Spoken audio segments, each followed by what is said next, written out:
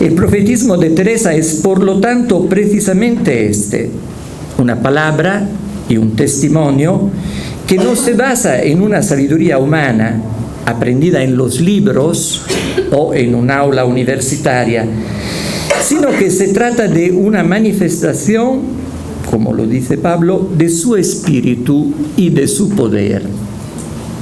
De hecho, hablar del profetismo de Teresa no es sino intentar explicitar lo que el Espíritu, a través de Teresa, dice a las iglesias, es decir, a nosotros, a nuestras comunidades, para que podamos vivir y anunciar el Evangelio como hombres y mujeres, religiosos y religiosas, laicos y sacerdotes de hoy.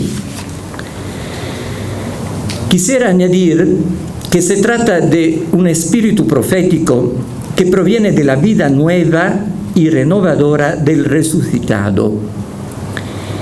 Teresa ha sido modelada por este espíritu de vida que la ha sacado de la sombra de muerte, como dice ella, que la tenía prisionera y la ha inundado de luz y calor, de resplandor de verdad y fervor de caridad. Con estos dones, Teresa ha construido su Carmelo y con él y por medio de él continúa construyendo la Iglesia. En las pocas consideraciones que siguen, quisiera intentar reconstruir a grandes rasgos el discurso profético de Teresa. Hablo de discurso profético, porque la profecía de Teresa, como la de los profetas bíblicos, no es una explosión de entusiasmo carismático, como los profetas de Baal, que se manifiesta de modo informe, emocional, irreductible a una formulación racional. Al contrario, Teresa se esfuerza continuamente en interpretar, verbalizar y comunicar su experiencia mística, siguiendo también aquí la enseñanza de San Pablo, que dice siempre en la primera carta a los Corintios: el que profetiza habla a los hombres para su edificación, exhortación y consuelo. En realidad es más grande, dice Pablo, el que profetiza que el que ha recibido el don de lenguas o otros dones parecidos, a menos que éste no pueda interpretar para que la asamblea sea edificada. Es un principio de discernimiento eclesial muy importante del profetismo. Las consecuencias, los efectos que la profecía tiene sobre la iglesia, la asamblea, la comunidad. De este modo, de la mística brota un anuncio. No es una experiencia mística que se encierra en sí misma, ¿no? Es una experiencia mística que se abre a un discurso profético dirigido a la iglesia y al mundo, del cual es posible individuar los puntos y los temas cruciales. Hay una lógica en un discurso, no son palabras libres, en libertad, ¿no? Aún sabiendo que, como todo discurso, admite diversas interpretaciones y formulaciones. Yo he articulado mi presentación en 4 apartados. Voy a ser breve, no por fidelidad a la regla del Carmelo, ¿no?, que dice que en el mucho hablar, no, simplemente porque no manejo bien el castellano, entonces por eso tengo que ser breve, tengo que leer, ¿no? Y puede ser también un poquito pesado, lo siento, pero esto es un poco el resultado de una experiencia de estudio y de enseñanza de teología dogmática, pero el padre Fernando se ha mejorado mucho, yo todavía no, tengo que entrenarme un poco más, pero bueno. Yo he puesto como título a cada uno de estos apartados un versículo del Evangelio, 2 del Evangelio de Juan y 2 del Evangelio de Lucas. Entonces, el primer apartado, y el verbo se hizo carne. No es muy original, evidentemente, pero es importante. Teresa es universalmente conocida como maestra de oración y de doctrina espiritual, pero a este apelativo hay que añadir inmediatamente el siguiente matiz. El centro de la oración y del camino espiritual que ella enseñó es la carne de Dios y del hombre. Orar no significa separarse de lo que es corpóreo, con todo lo que supone hablar de corporeidad. Quien busca a Dios no tiene otro modo de encontrarlo: entrar en la carne de Cristo y unirse a ella inseparablemente.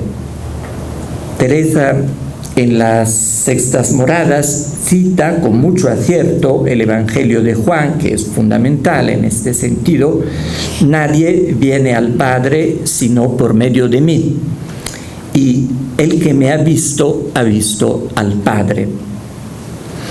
En esta verdadera y propia refundación bíblica y evangélica de la contemplación, Teresa reafirma la verdad cristiana sobre Dios y sobre el hombre. Y quería ver con ustedes esos dos puntos: la verdad cristiana sobre Dios y la verdad cristiana sobre el hombre, a grandes rasgos, evidentemente, para poder sacar de esta verdad sobre Dios y sobre el hombre el anuncio profético de Teresa, que es siempre un anuncio no fundado, voy a decirlo más adelante, no es fundado en un análisis sociológico, psicológico, no, siempre es un anuncio fundado en una experiencia de Dios, en una verdad teologal y teológica. Con respecto a Dios, entonces, Teresa nos coloca ante el Dios visible, no ante el Dios invisible. Ante el escandaloso Dios menor, no el Dios mayor, que nos obliga a buscarlo no en la indeterminada lejanía de los cielos, sino en la proximidad de la carne, en lo concreto de su fragilidad, de sus heridas, de su, entre comillas, imperfección.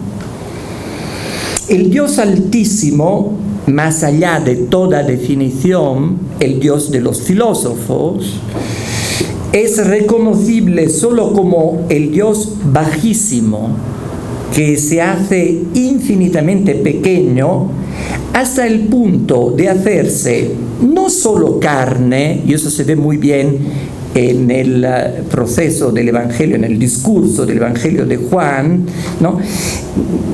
Dios que se hace no solo carne, sino pan que nutre esta carne. Hay una dimensión eucarística. Y yo añadiría aceite que la unge, agua que la baña, vino que la restaura. Es un Dios que se hace carne para